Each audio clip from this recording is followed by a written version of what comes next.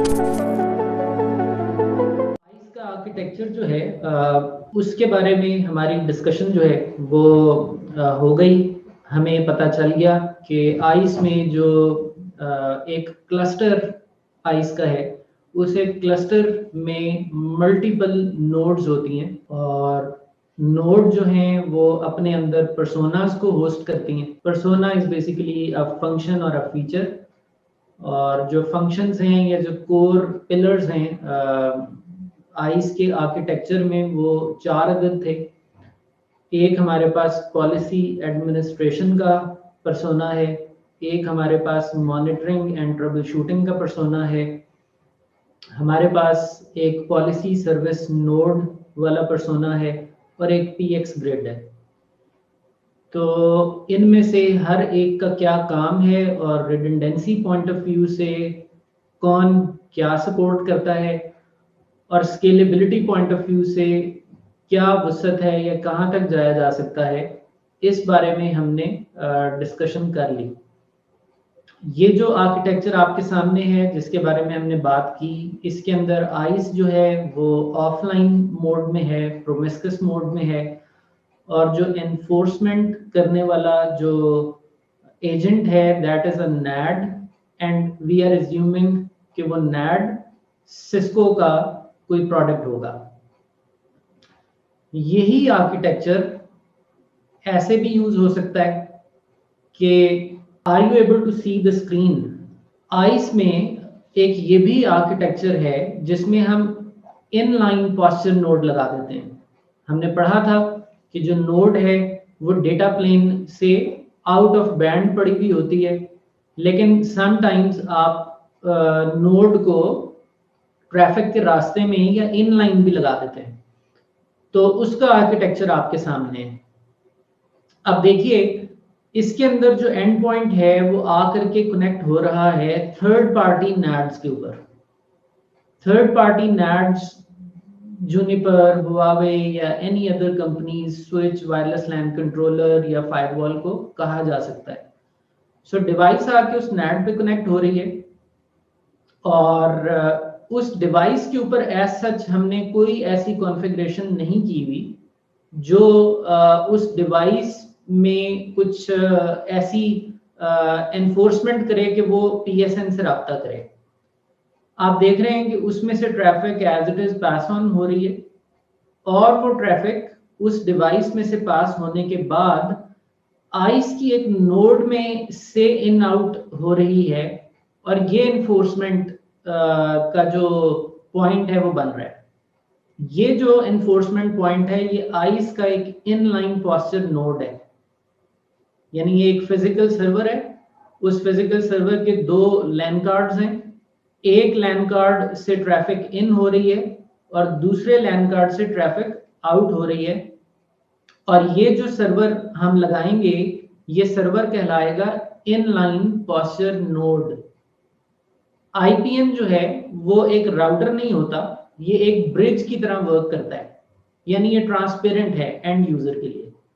सो जैसे ही उसकी ट्रैफिक इधर से पास होती हुई इस तक पहुंचेगी, ये उसको इंटरसेप्ट कर लेगा और फिर inline posture node RADIUS communication policy service node के साथ करेगा, बिल्कुल उस तरह जिस तरह पहले बजाते खुद एक नैड करता था ऑफलाइन मोड में।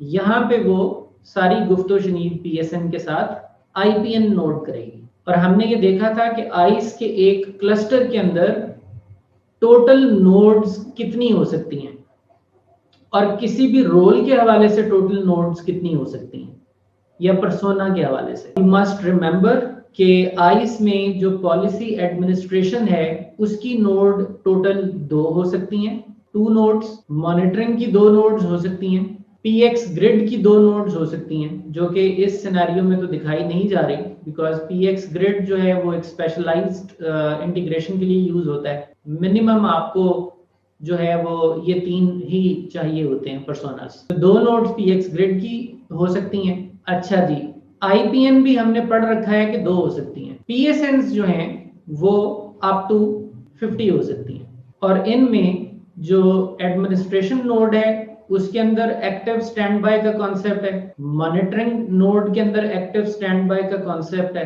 पीएसएनस एक्टिव का कॉन्सेप्ट रखती हैं। तो ये सब जो है ये एक आइस का एक पूरा फैमिली या एक क्लस्टर जो है वो इस शक्ल का हो सकता है।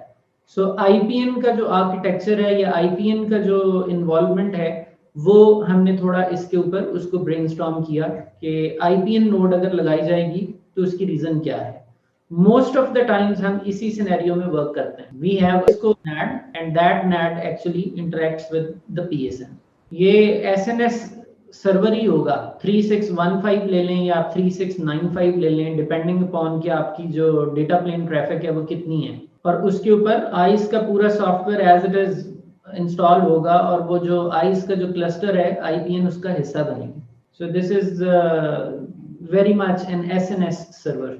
कल हमने ये बात की थी कि आइस में जब पीएसएन के साथ आप मुखातिब होंगे तो कितने डिफरेंट मीडियम्स हैं जिनसे एंड यूजर को या एंड पॉइंट को आप ऑथेंटिकेट करेंगे। तो हमने काउंट कर लिया था, वायर्ड हो सकता है, वायरलेस हो सकता है या वीपीएन हो सकता है। अच्छा, वायर्ड में, वायरलेस में और वीपीएन में हमें थोड़ा सा अंडरस्टैंड करना पड़ेगा कि जो ट्रैफिक का फ्लो है टिल पीएसएन वो किस तरह से है। तो उसको थोड़ा सा हम व्हाइट बोर्ड के ऊपर अंडरस्टैंड करते हैं क्योंकि दिस इज समथिंग इम्पोर्टेंट। तो देखिए हमारे पास जो एंड पॉइंट है that may be a PC, a wired PC, वो आके कनेक्ट होगा एक वायर्ड स्विच के साथ। ये स्विच हमारा एक्सेस स्विच हो सकता है। ये एक्सेस स्विच ऑब्वियसली आगे किसी डिस्ट्रीब्यूशन या कोर स्विच में जाके कनेक्ट होगा। Let's consider a core switch, और इस कोर स्विच के अंदर फिर कहीं पर आपके एएसए या फायरवॉल लगी हुई होगी। उसके बाद आपका इंटरनेट राउटर आ जाएगा, internet gateway, and then you have internet. ये जो कोर स्विच है, इस कोर स्विच के साथ आपका पूरा का पूरा डेटा सेंटर जो है डीसी वो कहीं ना कहीं हुकअप हुआ होगा, और ये जो डेटा सेंटर है इसी के अंदर कहीं ना कहीं हमारे पास हमारा आइस का जो पूरा क्लस्टर है ये एग्जिस्ट करता होगा, इंटीग्रेटेड विद दिस कोर। अब जो फ्लो बनेगा, अब हम बात करने लगे हैं वायर्ड की, तो होगा ये कि आपके सप्लीकेंट और एंड पॉइंट कह लीजिए, एंड पॉइंट और आपके NAD के दरमियान, this is an end point, this is your NAD, इसके दरमियान जो प्रोटोकॉल रन होगा ओवर ईथरनेट उसको हम कहते हैं EAP over LAN, EAPOL, EAP over LAN, ये यहां लिखा हुआ भी है। सो आप गूगल कर सकते हैं इस पे, हम इस पे मजीद बातचीत करेंगे। बहरहाल just to give you an idea कि यहाँ पे जो फ्रेम है वो तो ईथरनेट का है ना, this is N Ethernet frame which is traveling from this LAN card to the switch port. It is an Ethernet frame 802.3, but वो Ethernet frame जो है वो अपने अंदर source MAC और DMAC के बाद जो एक और फ्रेम रखे हुए होगा वो EAP over LAN प्रोटोकॉल का फ्रेम होगा। EAP over LAN प्रोटोकॉल जो है ये आपको AAA करने में मदद करता है, क्योंकि ईथरनेट प्रोटोकॉल के अंदर तो कोई बिल्ट इन ऐसी कैपेबिलिटी नहीं है कि ये यूजर नेम और पासवर्ड ऑथेंटिकेट कराए। ईथरनेट तो एक सिंपल डेटा फॉरवर्डिंग प्रोटोकॉल है और इसमें सोर्स मैक और डेस्टिनेशन मैक की बुनियाद पर डेटा को एक जगह से दूसरी जगह पुश कर दिया जाता है। There is no built in mechanism within Ethernet that will first authenticate you and then will authorize you and then will allow you to access the resource. लिहाजा ईथरनेट में इस डेफिशिएंसी को पूरा करने के लिए जो प्रोटोकॉल साथ में क्लब किया जाता है उसको EAP ओवर LAN कहते हैं, EAPOL।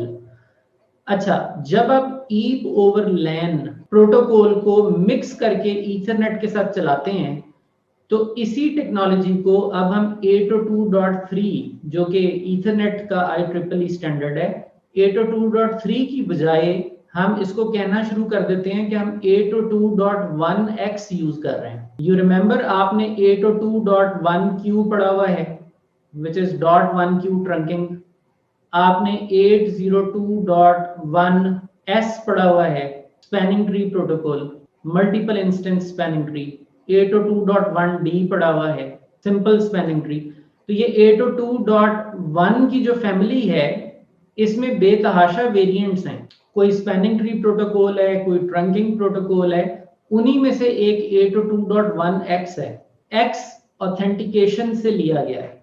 So 802.1x is basically practically on a grassroots level an Ethernet frame coupled with EAP over LAN protocol. Together these two are known as 802.1x. लिहाजा हमारे जो ईथरनेट फ्रेम यहां से निकलेंगे initially PC से switch तक जो आएंगे वो होगा तो ईथरनेट फ्रेम, लेकिन उसकी बॉडी में ईप ओवर लैन का मवाद पड़ा हुआ होगा। ये नैड आपने कल देखा था कि पीएसएन के साथ बात रेडियस पे करता है या टैकएक्स पे करता है। क्योंकि हम डेटा प्लेन की बात कर रहे हैं, क्योंकि हम डेटा प्लेन ऑथेंटिकेशन या ऑथराइजेशन की बात कर रहे हैं, तो ये नैड अब आगे आइस सर्वर के साथ बात करेगा और जाहिर है आइस में वो पीएसएन नोड के साथ बात करेगा ओवर रेडियस। अब ये जो कम्युनिकेशन है over radius between ice and NAD, this is basically N IP packet. This is basically N IP packet. इसका एक सोर्स आईपी है, एक डेस्टिनेशन आईपी है, उसके बाद इसके अंदर एक सोर्स पोर्ट है, एक डेस्टिनेशन पोर्ट है। तो सोर्स आईपी किसका होगा? सोर्स आईपी होगा नैड का। We are talking about RADIUS थिंगी।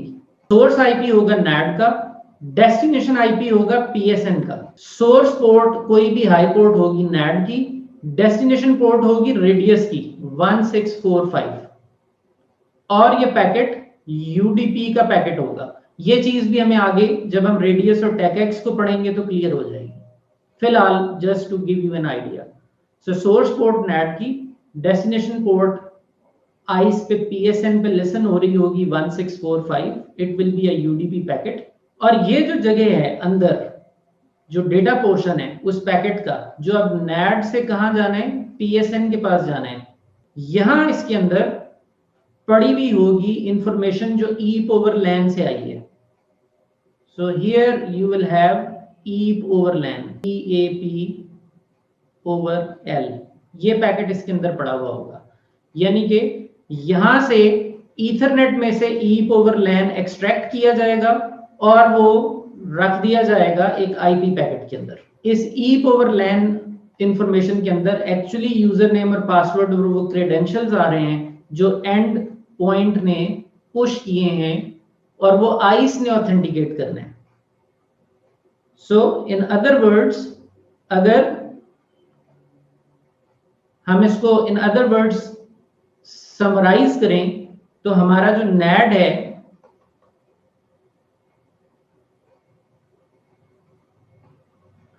उसके एक तरफ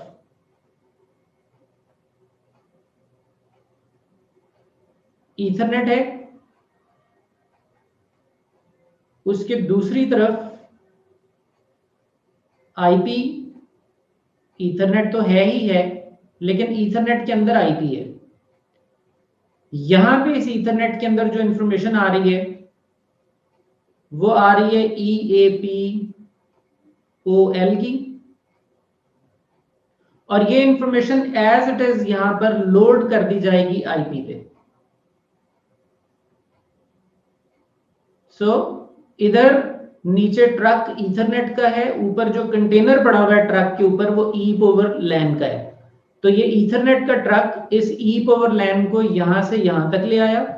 अब ये कंटेनर शिफ्ट हो गया आईपी पैकेट के ऊपर, और अब ये इसके कंधों पर बैठकर आइस तक पहुंचेगा।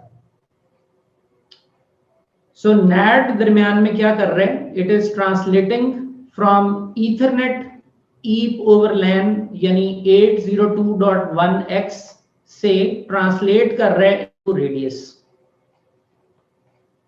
Do you get this point?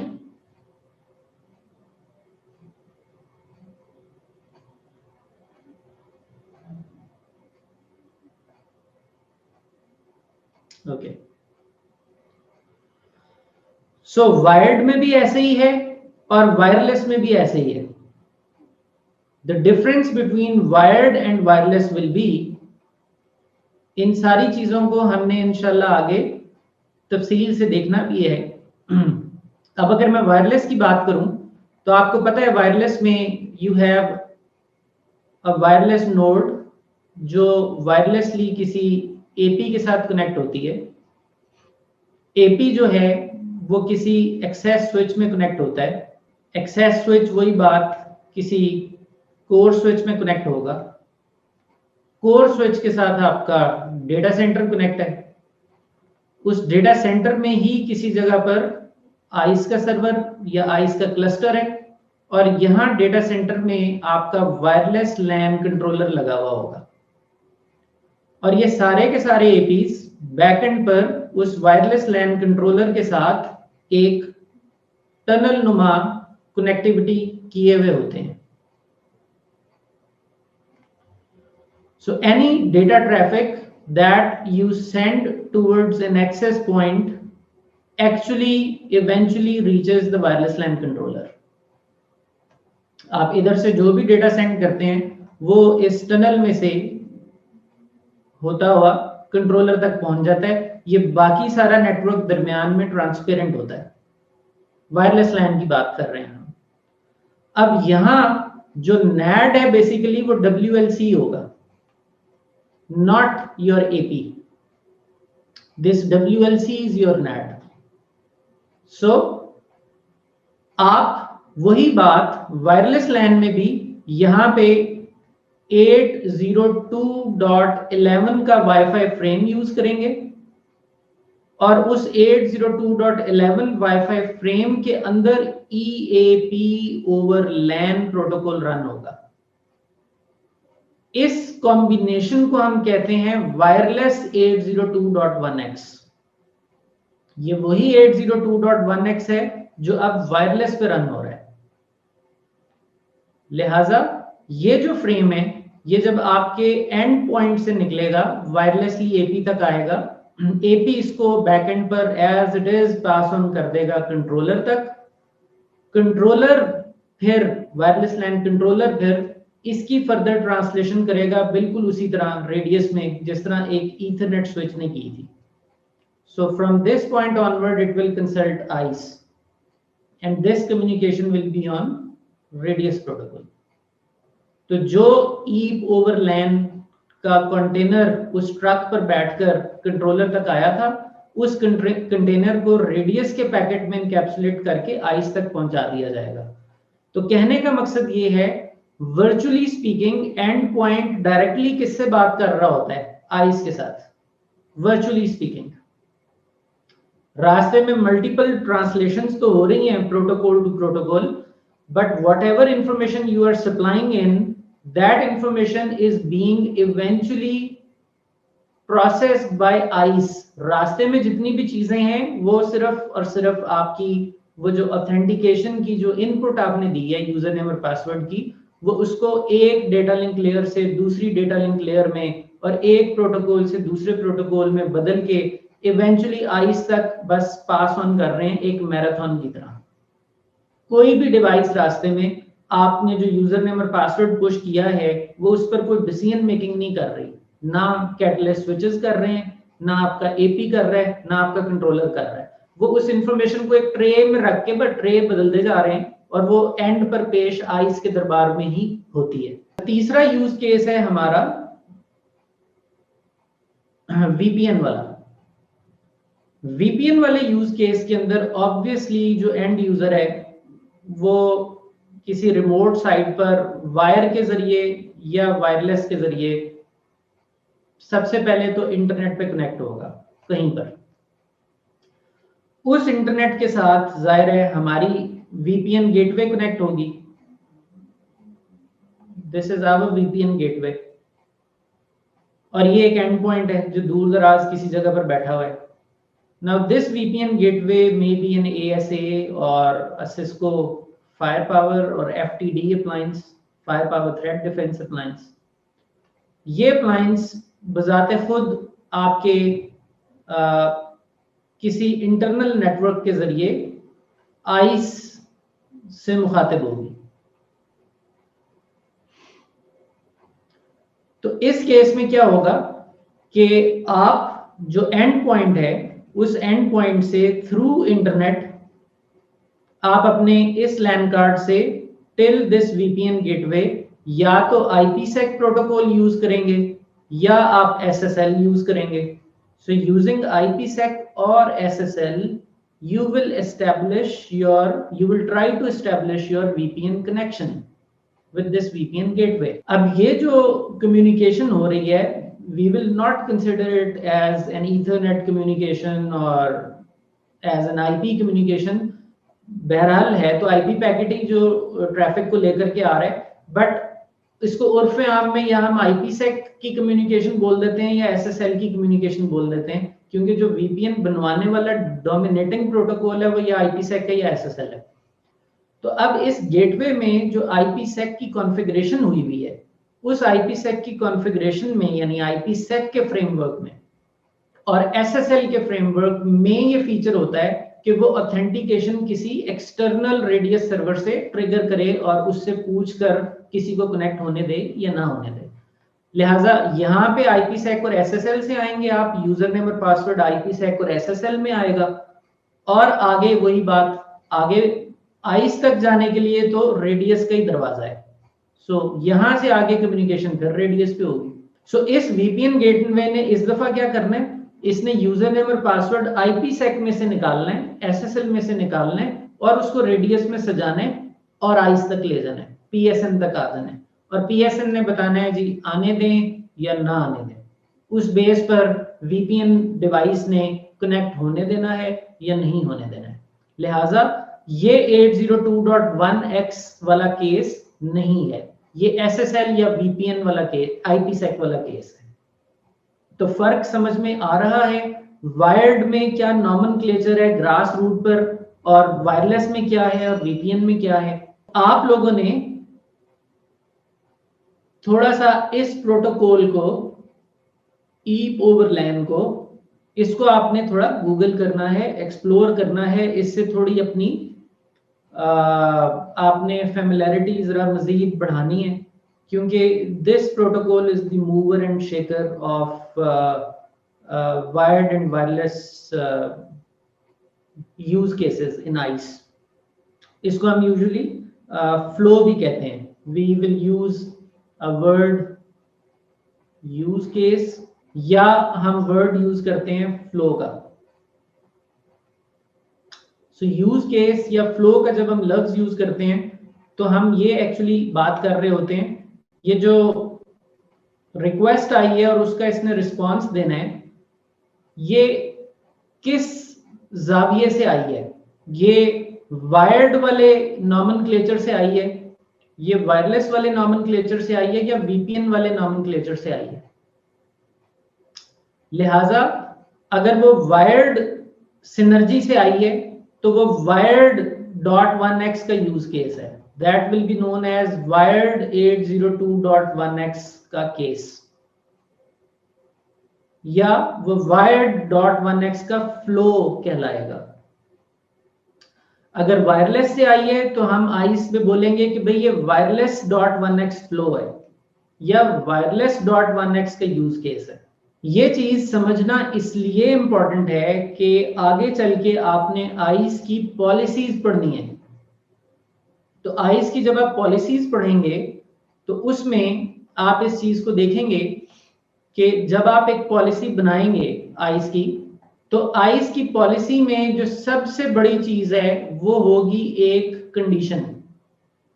Let's say ये आपने पॉलिसी नंबर 1 बनाई है, तो उस पॉलिसी नंबर 1 में जो कुछ भी आपने कहा है वो उन लोगों पर अप्लाई होगा जो उस कंडीशन पर पूरा उतरेंगे। वो कंडीशन बड़ी एक मेन चीज है उस पॉलिसी में मजीद गहराई में जाने से पहले, और आपके पास इस तरह की बेतहाशा पॉलिसीज बना सकते हैं, यू कैन मेक मैनी।